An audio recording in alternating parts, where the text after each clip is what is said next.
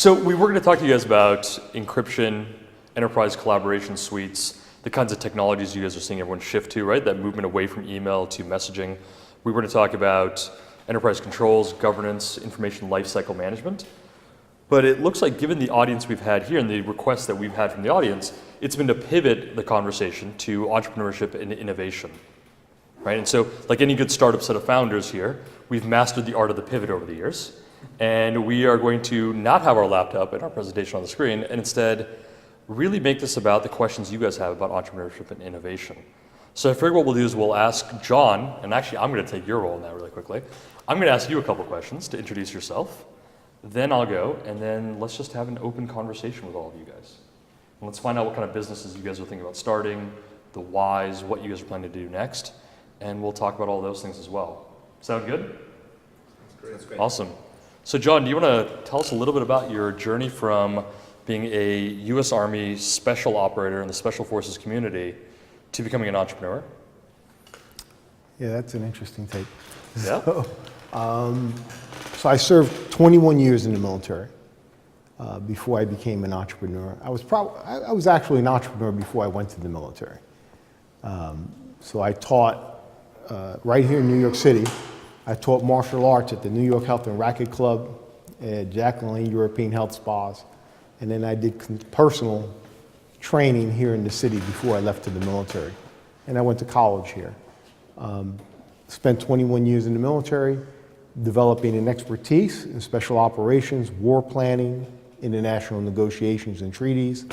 I had a run as a program manager for some technology programs, and finished up my time in Washington, D.C. on one of the sub-staffs of the National Security Staff.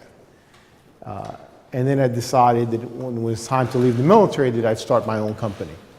And it was almost accidental, really.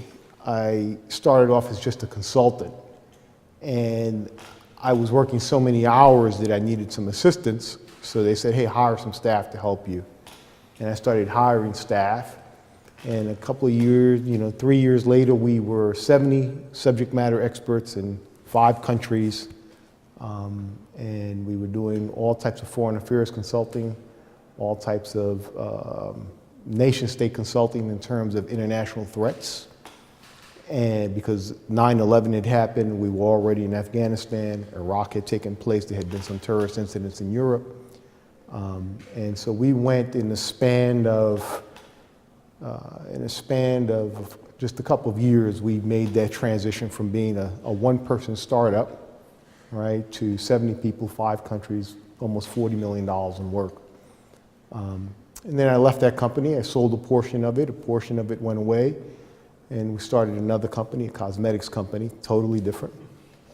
As you can tell, John is a cosmetics expert, right? It's, his eyeshadow is always on point. Eyeshadow's on point. Lipstick is always perfect. And built that out and just experimented with what that market looked like and what it was going to take to penetrate that market. And things were going well, but then there was a certain point at which you start to make a calculation and you say, how long will it take me to actually grow this company into a company that, will make so much money or will have such scale?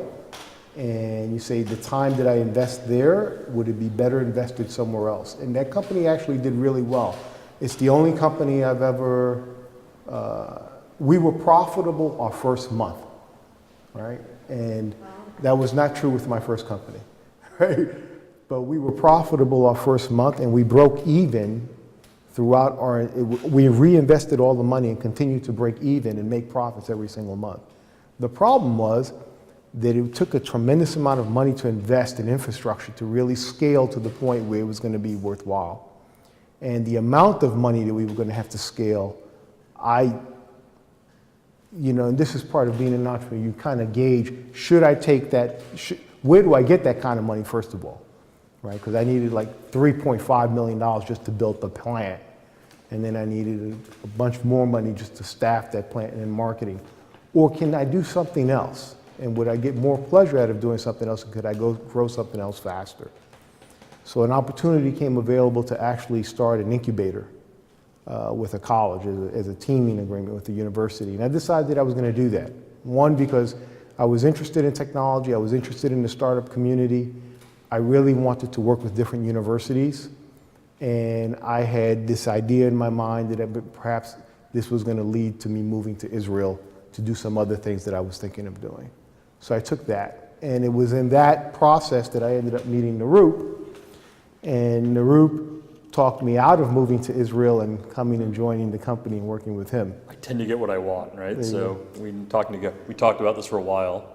There you and go. we disrupted all of John's life plans after he sold his motorcycle. That's it. That was the part he was upset about, was that he'd already sold the motorcycle. Not only had I sold, so when Navroop approaches me, I always tell the story because it's just interesting. So Navroop comes to me in May and says, would you join the company? The conversation was more developed than that. But so I had basically liquidated, we just had the bed in the house. And we had sold everything and we were just getting ready to move to Israel. And he said, let me talk to you as to why you should join ArmorText. And this is another thing that happens with entrepreneurs. The technology was impressive, and I thought it really had a future, but you really never buy into the product or the service. You always buy into the person. And one of the things I saw was that I believed so much in who he was that I said, I'm willing to put my life, I'm willing to disrupt my own life and change my plans to actually go down this road with him, because not only was he impressive, but I just believed in him as a human being. And I had in mind, I said, even if this doesn't go where we think it should go, we'll get somewhere bigger together. And so I decided to change paths. So at this point, Navroop, tell them your background, tell them your story. So mine's a little different. Clearly was not part of Special Forces. I don't have John's girth and size, and I definitely was not kicking down doors. I actually grew up in California. Right, so pre the dot-com bust back in 2000, I was actually in middle school, had completed a science fair project on computer-aided teaching. And a couple of the judges were looking at the work I had done and were like, this is really interesting. Long story short, 2 of the judges for that science fair got first place, convinced one of my teachers at middle school to give them my parents' home address. They showed up on my doorstep, right? And they offered my parents to hire me to come work for them full time. So parents didn't obviously agree to full time. They're like, look, the kid still needs to go to high school, right? Like, he's not even 14 years old yet. He's 13. Well, I ended up working for 2 of those startups simultaneously while going to high school. And that continued for the first 3 years of high school. My senior year, I'm like, you know what? I'm going to take off. Don't want to do that anymore.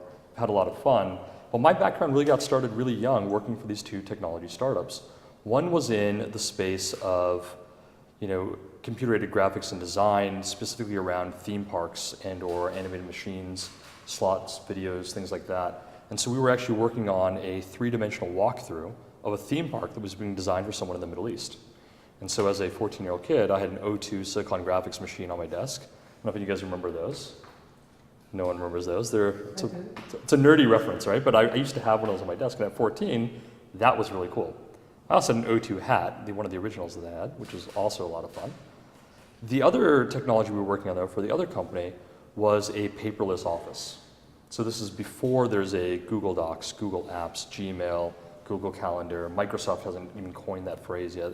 There's this movement towards, hey, how do we start to reduce the amount of clutter in the office and also collaborate across the internet with other parties that normally we wouldn't be able to collaborate with so easily. We'd either have to get on the phone with them, we'd have to send them letters, we'd have to send them all sorts of physical assets. We started developing a computer, basically an internet-based, calendaring and collaboration suite for folks, and this is, 94, 95, 96, right? That's when we're doing these things. And so I had a lot of fun. So my career actually got started in the collaboration space, different end of it, but it actually got started there. I ended up starting my own company when I was 17, and we were working on helping patients abroad connect with the right kinds of medical care here in the US. And there's been this whole promise of the internet boom coming in and expanding outwards so that bandwidth and everything else would be freely available in developing nations just like it was here. And of course, that wasn't realized at that time, right? It turns out it took them another decade or more to actually realize that. But in that process, got to learn a lot about what it was to both start and build a company. My business partner at the time was my father's age. In fact, I'd been a former colleague of my father's. We started raising our first outside money started developing this technology out. Actually had a lot of fun with it, had the first rollouts as well, but then ultimately decided it was really time to just go to college, right? Because that would be the normal thing to do at this age. Go to college, and while I'm there, I'm getting a degree in biomedical engineering, start one in religion in parallel, and realize I still yearn to go work in technology startups. And so then I go work in my next startup, and we were actually working on bringing the cost of computing down for folks in developing nations. So if you were in like Africa or South Asia or Southeast Asia, we wanted to be able to deliver computing equipment to you that you could then use to learn all the skills you would need to then operate in the new Microsoft Intel-based world that all the professional offices had gone to. So we were taking old, reused 386 and 46 computers, loading a new operating system on them that would mimic the functionality of like say Windows and the Office products that were there, and then developing that. Now, I didn't start that company, but I worked for an amazing set of founders doing that, and actually learned a lot about what it was to be an entrepreneur from that experience. That's how I got my journey started, and then after that it was corporate career for a while, until I decided it was time to start a company again. So IBM, Deloitte, and Accenture ended up helping build 3 security practices globally. So I spent a lot of time in Europe, spent a lot of time in India, and then also a lot of time in South America.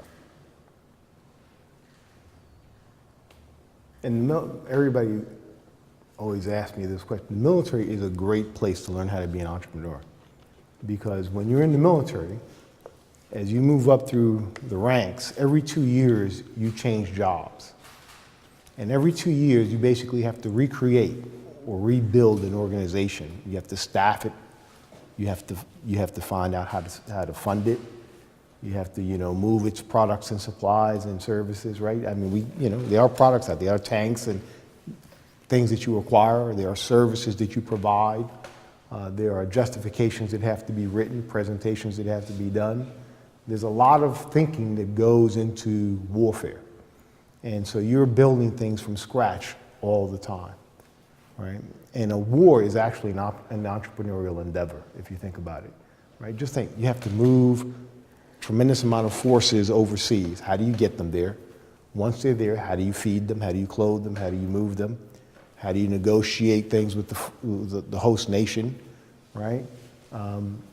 Wherever we go as the United States, our method of warfare is once we go there, we try to stand up businesses and make them self-sufficient, right? So you're helping people become entrepreneurs. You're trying to create the conditions which create civil society or stable societies.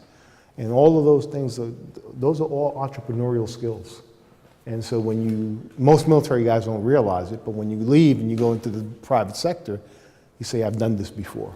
I know what this looks like. I know how to think this problem through. So that's an interesting point, right? So I've noticed we have a lot of ex-military that are investors in our current company, right? Especially folks who came out of the Navy. They tend to have an understanding of cryptographic communications because at least as part of the US military, our Navy actually helps run crypto comms for everyone when they're in battlefield scenarios. They also help, I believe, run it for the White House too, is that correct? That's right. Right, so we have a lot of folks who, particularly ex-Navy, but also other ex-military, who've actually invested in the company. And I remember approaching a couple of them and asking them, you have so many of these service members who have learned entrepreneurial skills. They're quite industrious. They've learned the ability to go work in a war zone. They've learned to take risks with their lives. Why aren't we seeing more of them as entrepreneurs? Why do we see them rising through the corporate ladder or the corporate ranks instead? And so I'd love for you to expand on that a little bit, because you and I have had long discussions about this. Yeah. I think that most military personnel really have a sense of service, right? They want to contribute something to something greater than themselves. And most of them have grown up, they've become adults, their prime years have been spent in institutions, learning how institutions run and how to organize them, how to deploy them. And when they transition, they're really not looking for money as much as purpose. And so they try to find a home somewhere where they think they can make a contribution. And there are a couple of us, this is a significant number, who go out and create their own opportunities. But a lot of them actually look to become part of someone else's journey, right? Because their journey, the bulk of their lives was actually spent in uniform. And the other thing is they all seek this camaraderie. They're trying to recreate this camaraderie that we had in the military, which cannot be recreated no matter where you go. It's an impossible thing to recreate. but they're really looking to recreate that environment, and it takes a while after you transition to find a home where any of that is really present, right? It's a very different world. So, tell me about yourselves, though. Introduce yourselves and tell me about your. I've got a quick question. So, Yeah. Very interesting backgrounds and very interesting story. The question I have, what is it that you're doing now, and Okay. how did you come up, or how did you end up with this this enterprise as such? Because as you said before, you were kind of used to pivoting, maybe. Sure. What are you doing, and how was this idea born? That's basically the question. Yeah, great question. So this company that we have today, ArmorText, is focused on providing secure collaboration, so communications capabilities, both messaging and file share, for the enterprise. If you think about enterprises today, right, a lot of the communications that happen within the enterprise are no longer taking place on IT that's provided by the organization. Rather, it's cloud-based technologies that their employees are dragging into the enterprise themselves, what we call shadow IT. In previous generations, majority of the technology that your folks were using internally to communicate, whether it was email or some sort of instant messaging and chat, these were all behind the firewall technologies.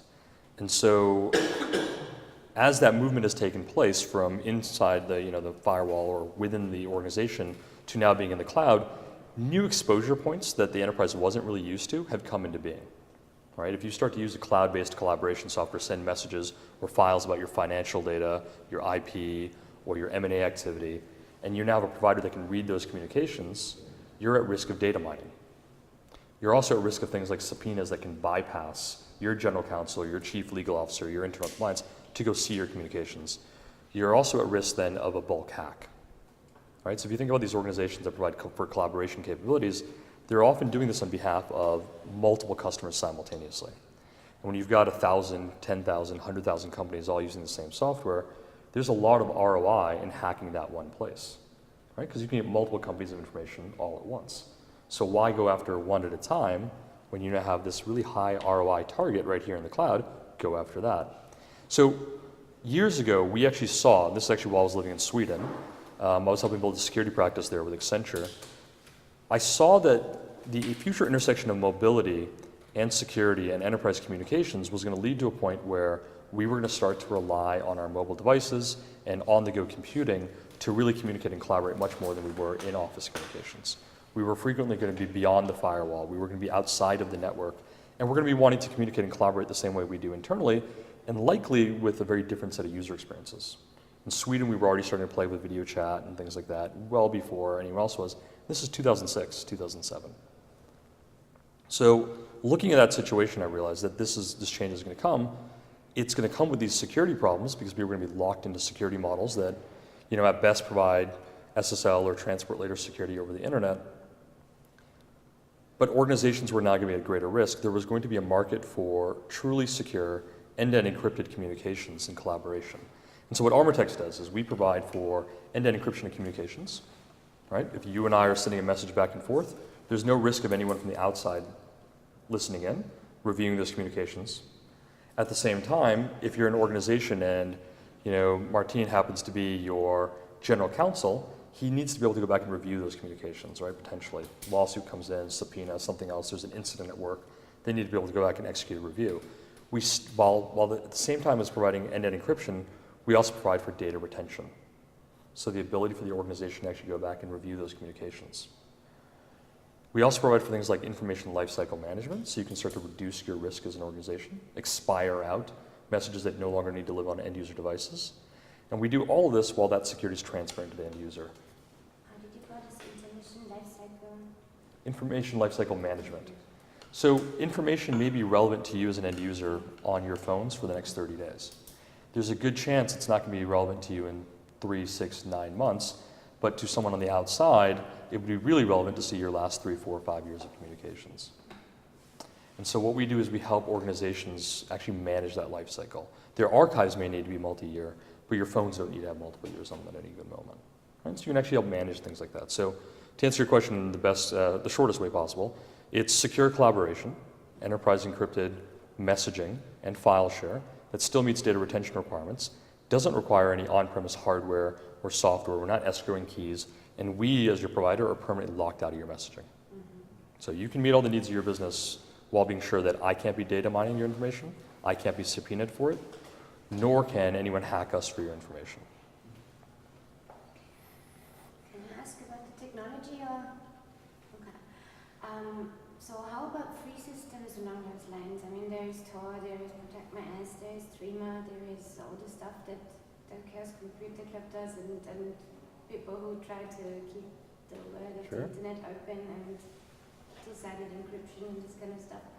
Are you developing your own technologies? Are you researching in encryption? Are you building a business model on just providing convenient services for your customers based on, I mean, who does your research, for example?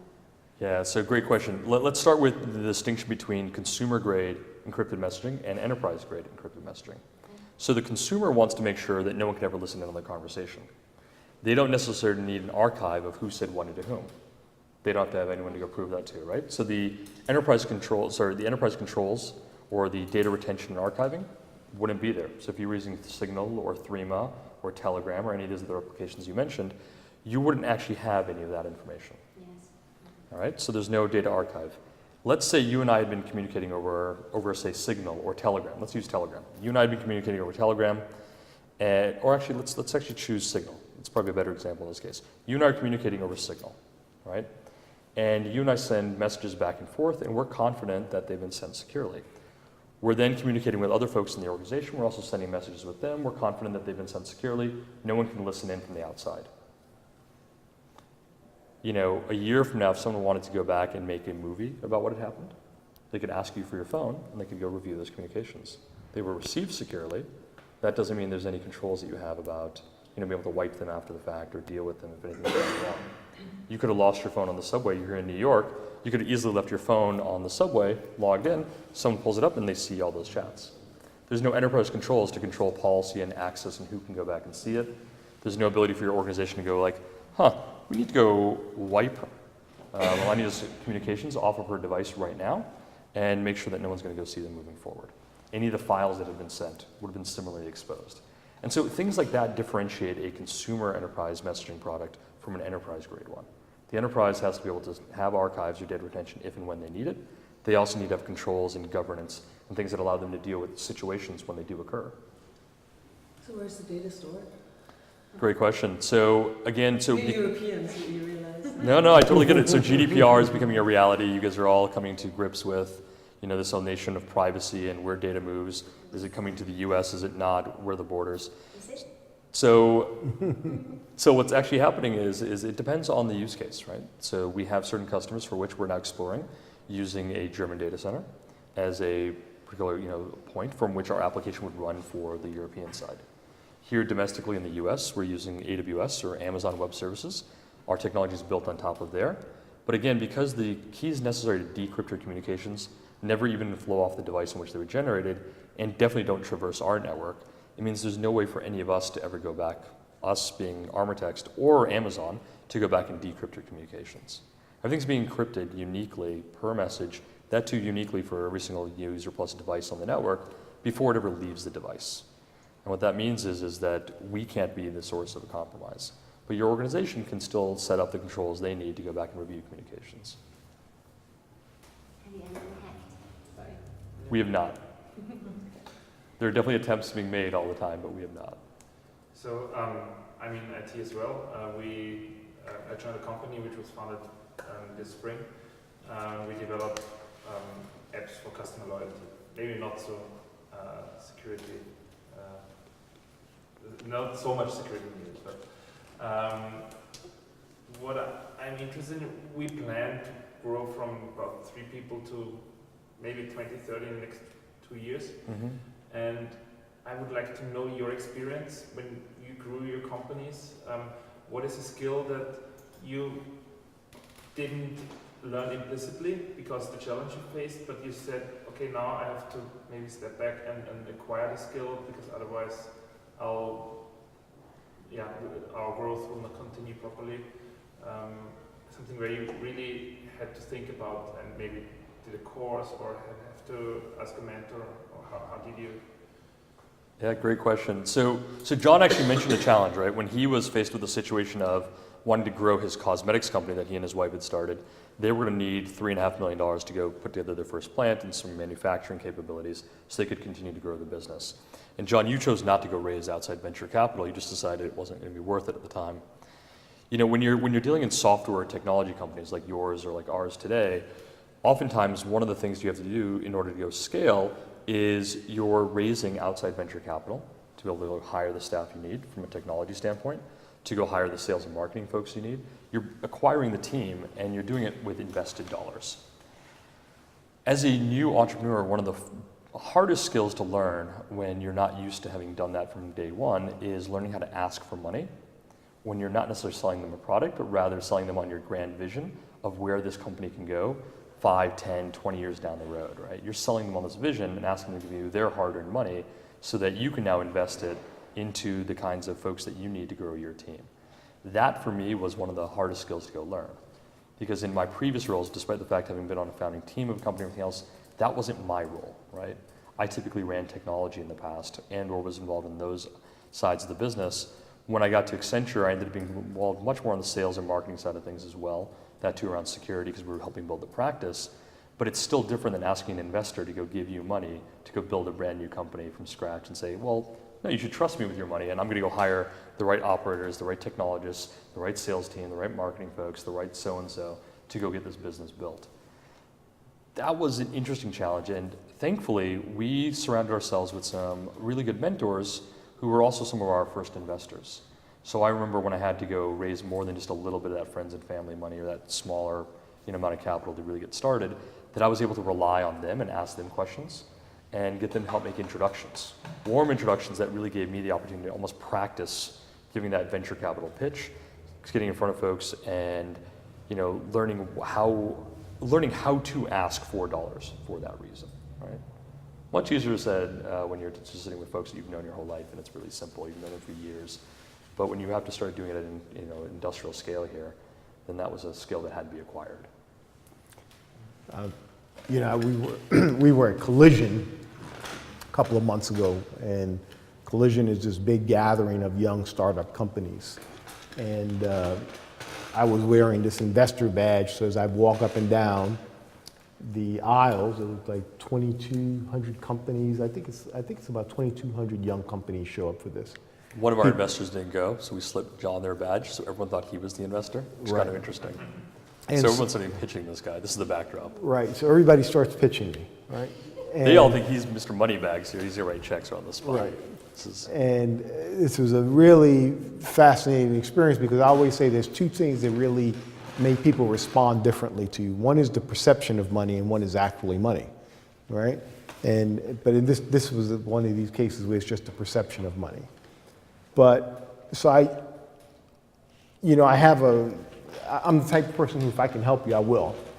So I stop and I say, okay, give me your pitch and let me see how I can help you with your pitch, right? And if your pitch is really good, I'll bring you back into the investor pit and introduce you to some of the investors and maybe you can convince one of them to invest. And so they started pitching. Here's what was missing. All the companies, not just some, not just one. I talked to about 25, 30 companies there, and this is what they were all missing. So, one, they didn't understand their own numbers, right? What does a service or product cost to bring to market, okay? And then what is the profitability? How much profit can you reasonably make? They didn't understand that. The second thing they didn't understand is how much are you asking for? So everybody says $1 million, right? And I said, fine, so tell me how you would spend this $1 million over the course of 3 months, 6 months, 1 year. And why is the expenditure of this money going to bring you closer to the goal of becoming profitable? They couldn't answer that question, right? If you're going to ask someone for money, you should know what you're going to do with it, right? And that should be a really compelling case that would make me say, okay, I'm willing to take the risk with you, right? The third thing that they were really missing that I felt that was just really tragic, okay, is I said, all right, so in the absence of dollars, okay, you don't have marketing, you don't have a marketing budget or an advertising budget. tell me how you're going to get your message out. Tell me how you're going to distinguish yourself from someone else, right? Why would someone pay for your product or your service? And that was a really tough question for a lot of people to answer. And they had not thought through, why would someone willingly pay for this? There are so many things competing in the market for your dollars. This might be a really good service or product, but why would they pay for it? And so I say a really good skill. First, you should really understand the numbers.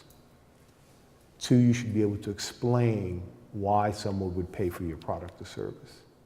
And the third thing that is really key is you should understand how can you get the message out even in the absence of dollars, and then see if that's viable.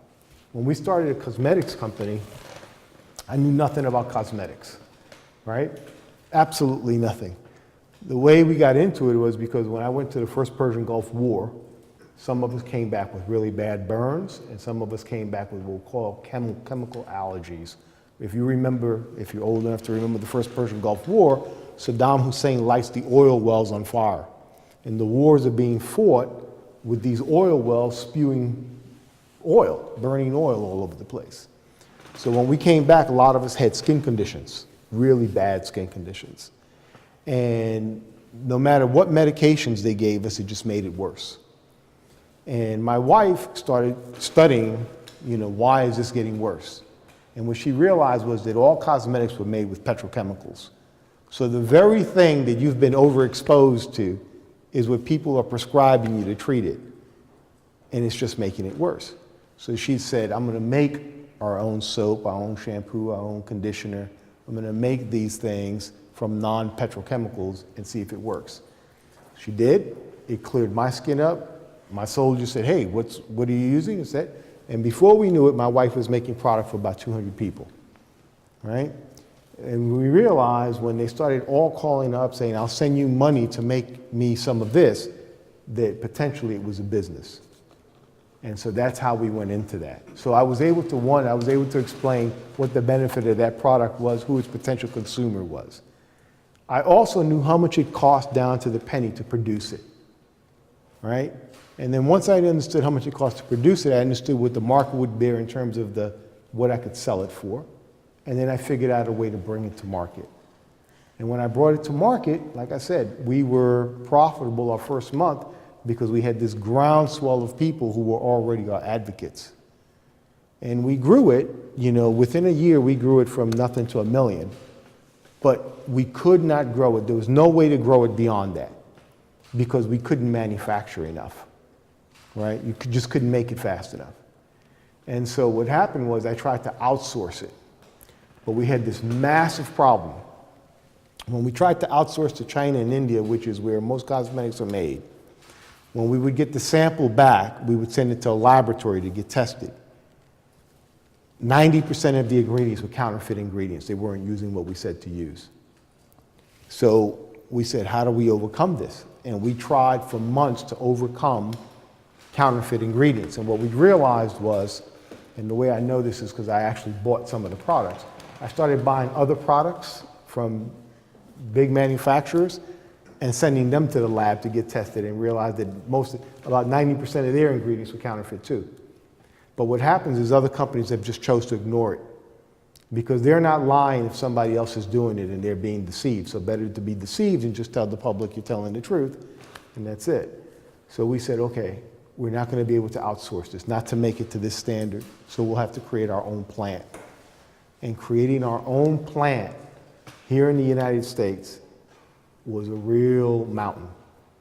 And as I started to look at that, I said, I'm willing to fund it out of pocket, but I realized that I didn't have enough cash to fund it out of pocket.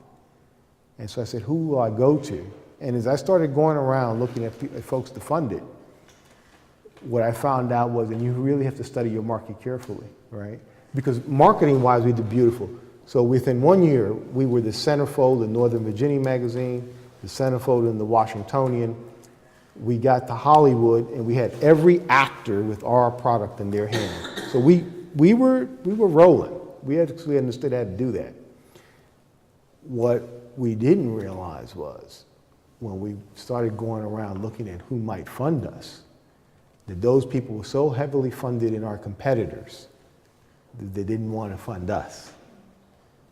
And so I started looking at, okay, once I did find the money, I said, how long will it take me to scale this product to this size, to my goal of 100 million?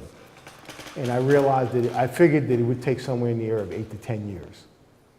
And I said, can I do something else? Because we were working 18-hour days. Can I do something else where if I put 10 years into it, I can get to my goal? And I said, yeah, there's about 5 other things I can do that I know I can do faster. And one of them was a water desalination company that I was thinking of forming in Israel, to distribute water to the Middle East and Africa. And so I said, yeah, because it cost me, 15 cents to produce a gallon of water, and I can sell it for $3. So that margin is fantastic. Let me go do this. And I was willing to let go of a really viable idea that I had put 4 years into, because I felt I could go and do something else that would be even more profitable and serve a greater purpose. Right.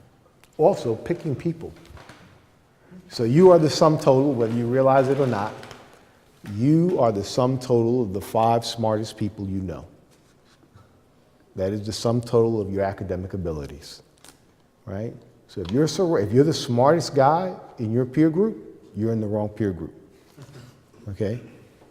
You must surround yourself with really intelligent people, people who think differently, people who will challenge your assumptions, people who are not afraid to tell you when they think you're wrong or disagree with you. And those people need to be sincere and committed to your vision. And if they are, you're not going to have any blind spots, right? Because those people won't allow you to have them. They won't allow you to get so full of yourself that you start to overlook the advice of others. And I learned that in the military, right? Because we build staffs, and I used to have a reputation in the military for collecting brains, right? So if you were the best and the brightest in your field, I did whatever I had to do to get you to work for me. So that's a cautionary tale that they should have taught a whole bunch of Silicon Valley executives. Yeah. You guys have all seen the news lately on who's in trouble for what in the Valley. All the misogyny, the sexual scandals that are all taking place right now. Yeah. These are the kinds of lessons that they probably should have learned over there. Yeah. But picking people is important. And you should pick people. I've always been impressed by other people who I think are smarter than me. A lot of people are intimidated by people they think are smarter than them. Me, I'm drawn to those people, all right? And when I met Navroop, I said, I don't know anything about his field, but I have a feeling that he is the subject matter expert, that he has a grasp of this that others do not. He's much smarter than I am in this area. Therefore, I will follow him here, because I trust that his ability to think clearly on this topic is strong. And then I started looking at who he was surrounding himself with. And I went and I met the team, and I had one of the best engineers. The engineering team was amazing. He was amazing. I realized he wasn't afraid to surround himself with smart people. And because he wasn't afraid to surround himself with smart people, our chances of success was very, very high. Because most people want to surround themselves with stupid people, because they want to be the center of attention. They want to say, look at me, I have all the answers.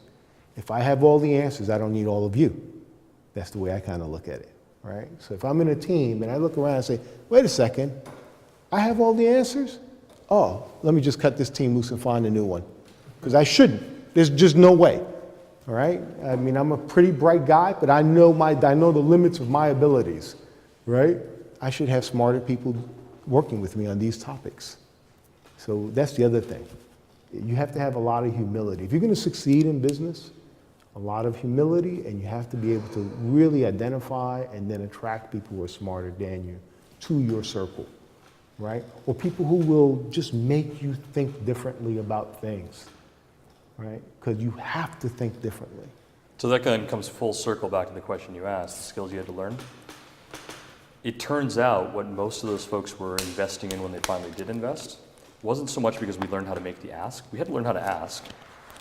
They were investing in the fact that we now had a really good team, right? We built an amazing team, and they're like, if these people are willing to follow you and invest their time, their heart, their energy into this vision, so are we.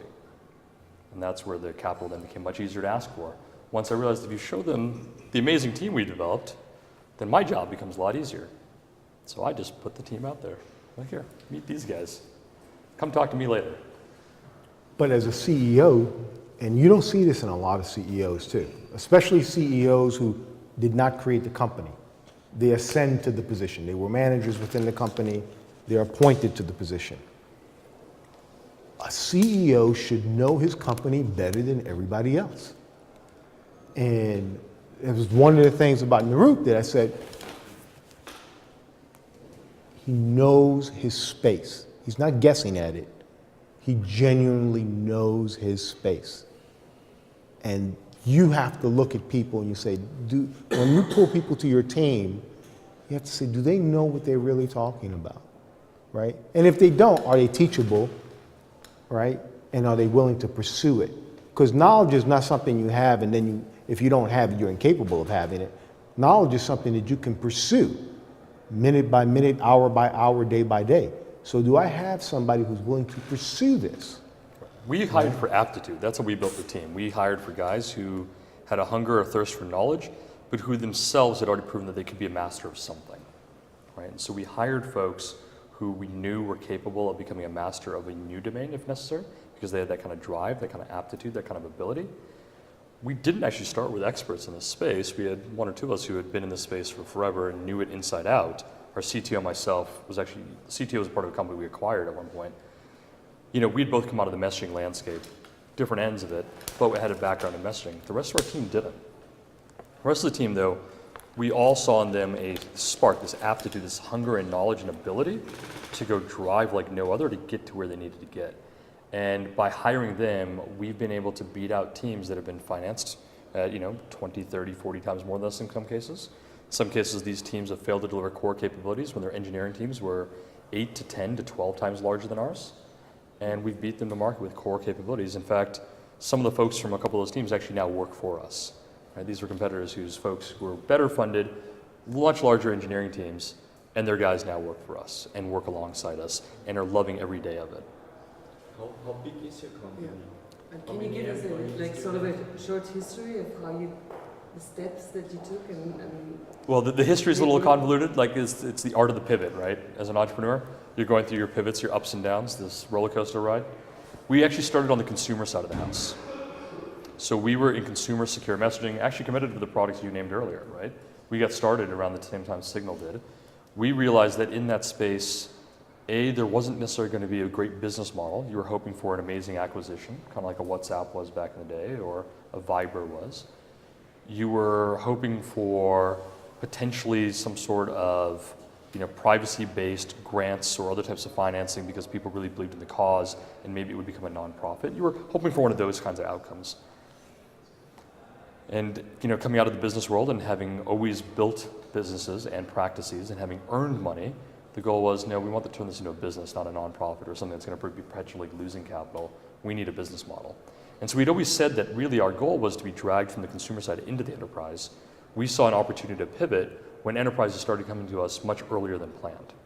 So a couple large companies had taken a look underneath our, the hood, and they had said, your application is actually doing X, Y, and Z. We really want X, Y, and Z. We don't want these other things some of your competitors are doing.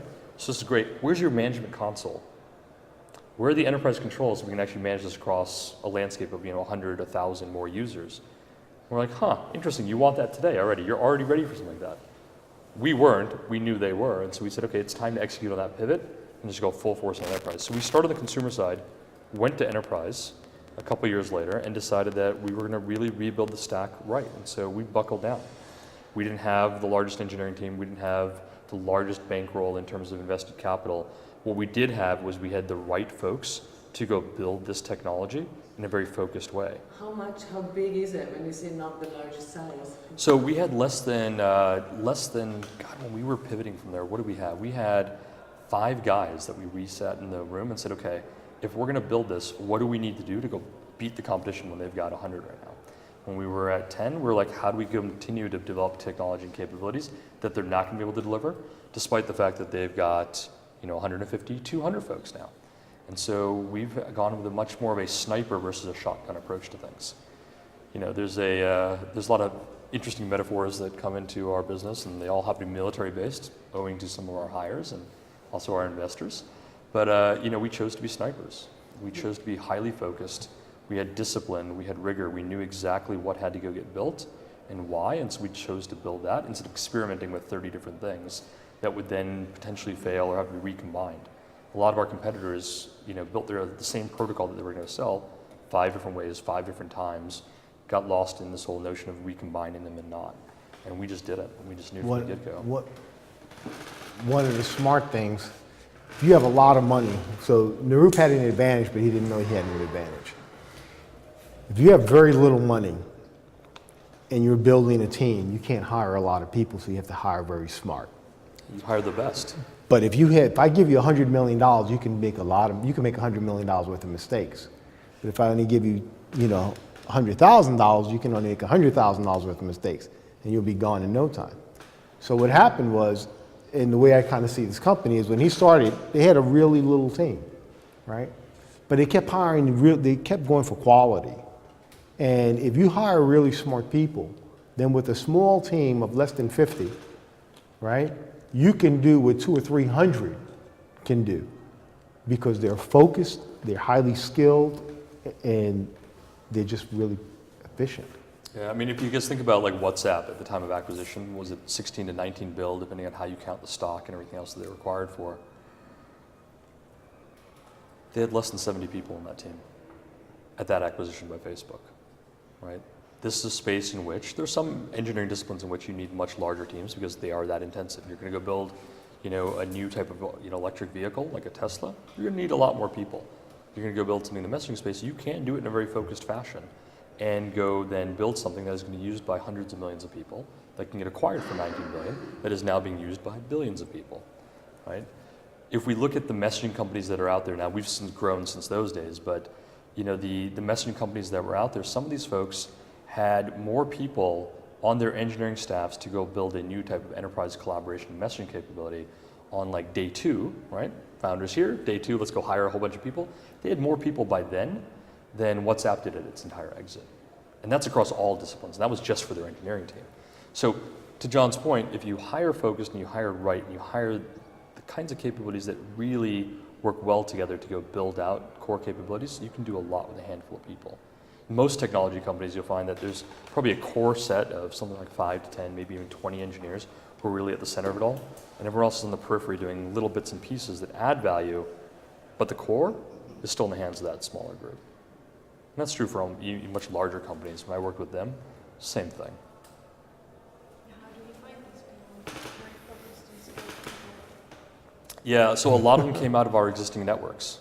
We had long-standing careers, right? And so we had been with really smart people along the way. We had learned to pick out the right personality types, the ones that would gel well together. Coming out of consulting, you're constantly rebuilding new teams. We weren't doing it every 2 years. We were sometimes doing it every 3 months or 6 months or every year, right? So we were constantly in that mode.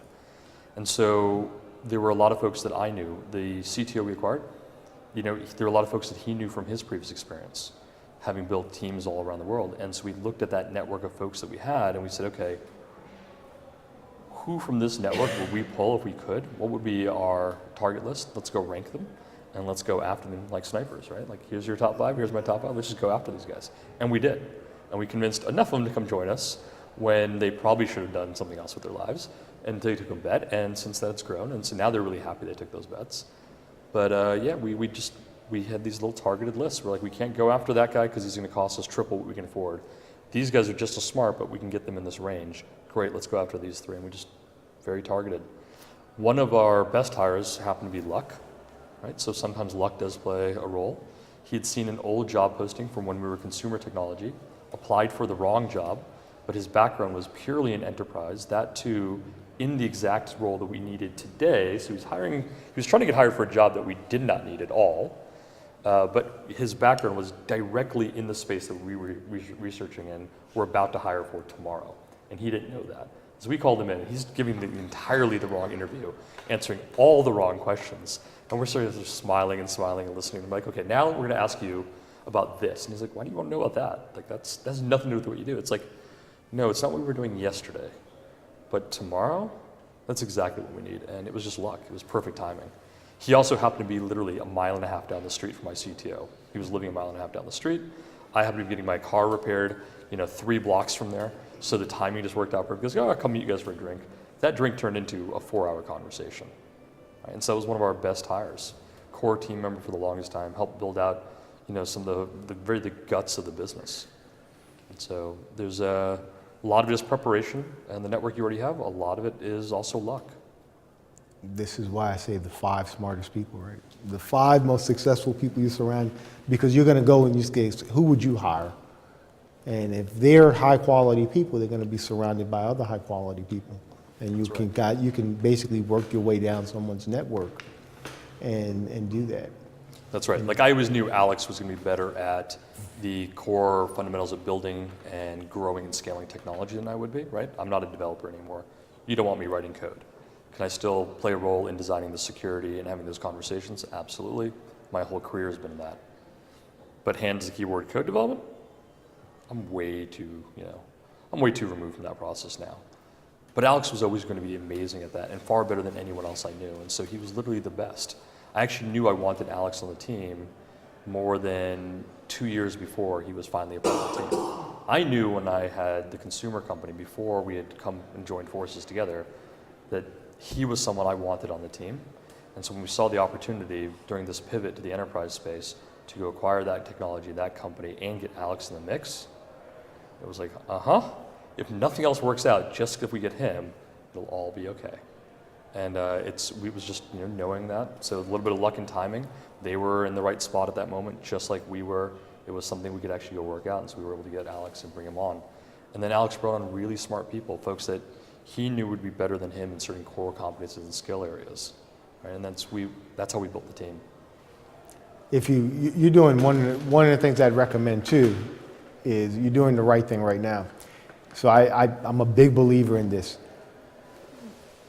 Smart, aggressive, ambitious people are they're continuous learners. They never tire from learning, right?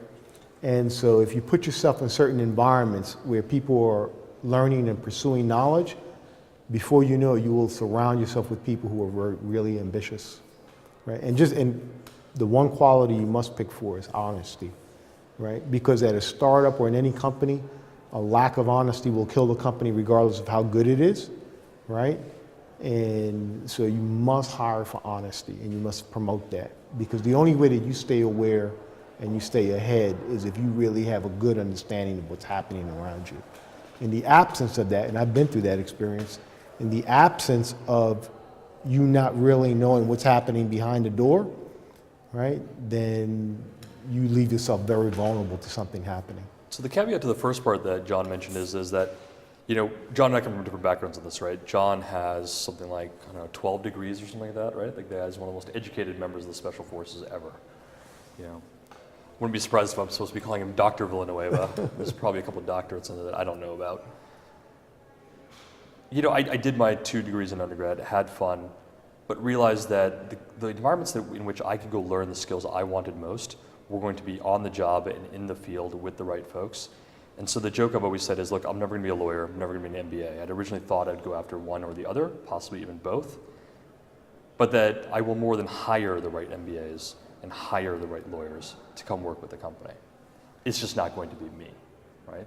And I recognized early on that I could play a different role in the organization, in any organization I was in, that wasn't going to require that, but that I could continue to learn by putting myself in the right job environment. So instead of just going back to school, and this is one of those things where you and I've talked about this a lot, you really believe people should go back and get more education.